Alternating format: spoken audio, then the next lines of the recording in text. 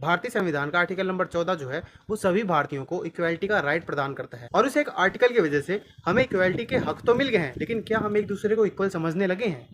नहीं, क्योंकि हमारा जो दिमाग होता है वो थोड़ा सा इगोइस्टिक होता है, जो कि दूसरों को अपनी पावर दिखाने में ज़्यादा विश्वास रखता है, ना कि दूसरों को समान समझने में। और ये जो सोच है ना, ये हमें तब देखने को मिलती है जब बात आती है किसी दूसरी जाति की या फिर दूसरे जेंडर की।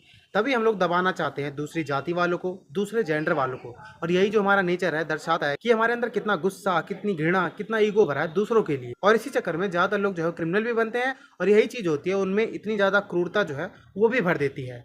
और एक ऐसी ही क्रूरता, घृणा वाला जो केस है वो सामने आया है मध्य प्रदेश का, जहां पर मध्य प्रदेश के खांडवा जिले की एक आदिवासी महिला जिसकी उम्र 45 साल की थी, उसका दो लोग जो है मिलके गैंग रेप करते हैं और फिर उसकी हत्या कर देते हैं। और वो जो हत्या थी ना, वो ऐसी वैसी हत्या नहीं थी, वो पूरी तरीके से मैन पावर को दिखाने वाली हत्या थी। अपनी क्रूरता की जो लिमिट है उसको लांघने वाली हत्या थी। इस केस में दो अक्यूज इन्वॉल्व थे, पहला है हरि, दूसरा है सुनील। हरि की उम्र 40 साल थी, सुनील की उम्र है 35 साल। और पुलिस द्वारा पूछताछ करने के बाद हरि जो है वो ये बोलता है कि उसने उस महिला के प्राइवेट पार्ट में पूरा का पूरा अपना जो हाथ है वो इंसर्ट कर दिया था, जिसकी वजह से उस विक्टिम की अतड़ियां जो थी वो बाहर आ गई थी और ब्लीडिंग ज्यादा होने की वजह से उस विक्टिम की मौत भी हो गई। और ये जो केस है ना, ये क्रूरता की एक लिमिट होती है, उसको भी लांघने वाला केस है। और इसकी वजह से बहुत सारे जो क्रिमिनल्स हैं उनके दिमाग में भी एक नया आइडिया जो है वो अनलॉक हो चुका है कि ऐसे भी किसी को मारा जा सकता है। तो होना ये चाहिए कि अगर ये जो चीज है हरि और सुनील जैसे लोगों ने लोगों के दिमाग में भरी है कि ऐसा भी किया जा सकता है, ये भी क्रूरता है, तो भाई इसके लिए उन्हें इतनी